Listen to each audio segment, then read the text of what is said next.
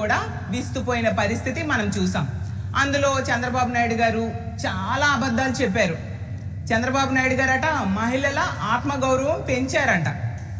చంద్రబాబు నాయుడు గారు ఆత్మగౌరవం పెంచలేదు, మహిళల తాలూకా ఆత్మగౌరవాన్ని తగ్గించారు, మహిళల్ని నట్టేట ముంచారు.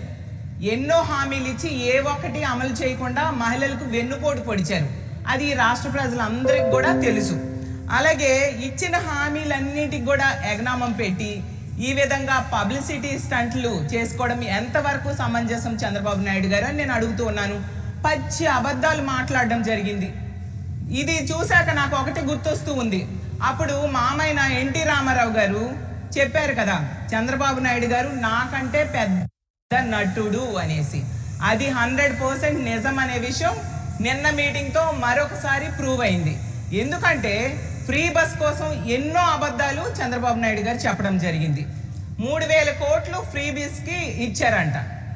ఫ్రీ బస్ కోసం 3,000 కోట్లు ఇవ్వడం అనేది ఒక బోగస్. ప్రతి కుటుంబానికి 4,500 రూపాయలు మిగిల్చాను అని చెప్పారు. అది కూడా పెద్ద బోగస్. మహిళలు ఈ రాష్ట్రంలో ఈ కూటమి పాలనలో సంతోషంగా ఉన్నారు అని చెప్పారు. అది కూడా ఇంకో పెద్ద బోగస్. అసలు చెప్పాలంటే మీ పేరు బాబు గారా లేదా బోగస్ బాబు గారా అనేసి రాష్ట్ర ప్రజలందరూ కూడా ఆశ్చర్యపోతూ ఉండే పరిస్థితి మనం చూస్తూ ఉన్నాం.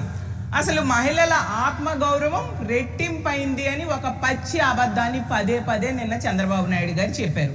నేను చంద్రబాబు నాయుడు గారికి ఒకటే సూటిగా ప్రశ్నిస్తూ ఉన్నాను. మీరు మీ ఎదురుగా కూర్చున్న మహిళల్లో చాలా మంది ఎక్కువగా 18 ఏళ్ళు పైబడిన వాళ్ళు, 60 ఏళ్ళు కంటే తక్కువ ఉన్న వాళ్ళు ఉన్నారు.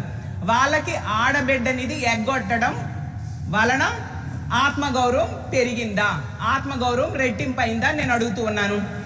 మహిళలకు నీకు 18,000 నీకు 18,000 నీకు 18,000 ఇస్తానని చెప్పారు కదా, ఇవ్వకుండా మోసం చేయడం వల్ల ఆత్మగౌరవం రెట్టింపైందా నేను అడుగుతూ ఉన్నాను. అలాగే 0 వడ్డీ ఇస్తానని చెప్పారు. అక్కడ అందరూ డ్వాక్రా మహిళలు కూడా ఉన్నారు. 0 వడ్డీ ఎగ్గొట్టడం వలన ఆత్మగౌరవం పెరిగిందా నేను అడుగుతూ ఉన్నాను. గతంలో జగన్మోహన్ రెడ్డి గారు టెన్షన్గా 0 వడ్డీ ఇచ్చేవారు కదా, అది ఈ రోజు ఇవ్వకుండా ఎగ్గొట్టడం వలన వాళ్ళ ఆత్మగౌరవం పెరిగిందా. అలాగే 3 లక్షల నుంచి 10 లక్షల వరకు కూడా రుణానికి ఇస్తాను, 0 వడ్డీ ఇస్తాను అని చెప్పారు. అది ఎగ్గొట్టడం వల్ల వాళ్ళ ఆత్మగౌరవం పెరిగిందా నేను అడుగుతూ ఉన్నాను. మహిళలకి నిరుద్యోగ భృతి 3,000 రూపాయలు ఇవ్వకుండా ఎగ్గొట్టడం వల్ల వాళ్ళ ఆత్మగౌరవం పెరిగిందా నేను అడుగుతూ ఉన్నాను. మహిళలకి 3 సెంట్ల భూమి ఇస్తానన్నారు కదా, అది ఇవ్వకుండా ఎగ్గొట్టడం వల్ల వాళ్ళ ఆత్మగౌరవం పెరిగిందా. అలాగే మహిళలకి ఇల్లు కట్టిస్తానన్నారు కదా, అది ఇవ్వకుండా ఎగ్గొట్టడం వల్ల ఆత్మగౌరవం పెరిగిందా చెప్పండి. అలాగే ఫ్రీ బస్ ఇస్తానని చెప్పి 5 బస్సులకు మాత్రమే ఫ్రీ బస్ అవకాశాన్ని ఇచ్చి 11 బస్సులకు ఫ్రీ బస్సులో తిరగే అవకాశం ఇవ్వకుండా ఉన్నందుకు వాళ్ళ ఆత్మగౌరవం పెరిగిందా నేను అడుగుతూ ఉన్నాను. అలాగే ఉచిత గ్యాస్ సిలిండర్ తీసుకుంటే 55 లక్షల మంది మహిళలకు ఉచిత గ్యాస్ సిలిండర్ ఇవ్వకుండా ఎగ్గొట్టినందుకు వాళ్ళ ఆత్మగౌరవం పెరిగిందా. అలాగే తల్లికి వందనం తీసుకుంటే 20 లక్షల మందికి తల్లికి వందనం ఎగ్గొట్టినందుకు వాళ్ళకి ఆత్మగౌరవం పెరిగిందా నేను అడుగుతూ ఉన్నాను.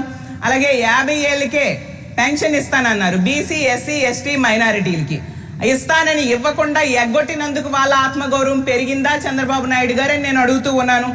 ఈ విధంగా తీసుకుంటే దిశ చట్టం, మహిళల రక్షణ కోసం ఆ రోజు జగనన్న ఏర్పాటు చేసిన దిశ చట్టాన్ని మీరు రద్దు చేసినందుకు వాళ్ళ ఆత్మగౌరవం పెరిగిందా. అలాగే గంజాయి, డ్రగ్స్, మద్యం విచ్చలవిడిగా దొరకడం వల్ల మహిళల మాన ప్రాణాలకు రక్షణ లేని పరిస్థితి ఏర్పడినందుకు వాళ్ళ ఆత్మగౌరవం పెరిగిందా అని నేను అడుగుతూ ఉన్నాను. ఈరోజు మద్యం విచ్చలవిడిగా దొరుకుతూ 1,00,000కు పైగా బెల్ షాప్స్ మీరు ఏర్పాటు చేసినందుకు, మహిళల తాలిబొట్లు తెగిపోతూ ఉన్నందుకు వాళ్ళ ఆత్మగౌరవం పెరిగిందా చంద్రబాబు నాయుడు గారు నేను అడుగుతున్నాను. ఏ విధంగా వాళ్ళ ఆత్మగౌరవం పెరిగిందని మీరు పచ్చి అబద్ధాలు చెప్తారు చంద్రబాబు నాయుడు గారని మిమ్మల్ని ప్రశ్నిస్తూ ఉన్నాను.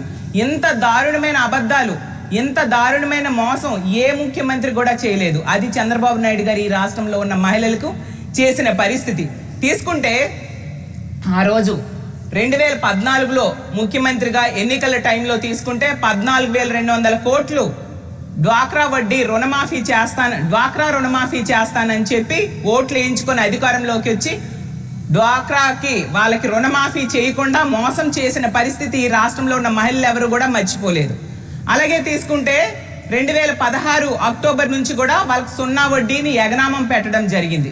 మనం అందరం చూసాం. దాని వలన చంద్రబాబు నాయుడు గారి పాలనలో ఏబి గ్రేడ్లుగా ఉన్న మహిళలు సిడి గ్రేడ్లుగా డ్వాక్రా సంఘాలు పడిపోవడం జరిగింది అతని పాలనలో. అలాగే తీసుకుంటే జగనన్న ముఖ్యమంత్రి అయ్యాక 4,800 కోట్లు సున్నా వడ్డీ కోసం కేటాయించి మహిళల అకౌంట్లో వేయడం జరిగింది.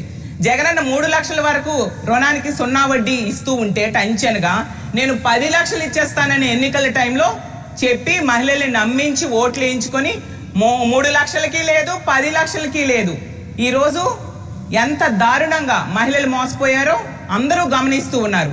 ఎందుకంటే కొండ నాలుగుకి మందేస్తే ఉన్న నాలుగు ఊడిపోయింది అంటారు. ఆ విధంగా అక్కడ 10 లక్షలకి సున్నా వడ్డీ వస్తుందని మహిళలు ఓట్లేస్తే ఇక్కడ 3 లక్షలకి లేదు, 10 లక్షలకి లేని పరిస్థితి అయిపోయింది.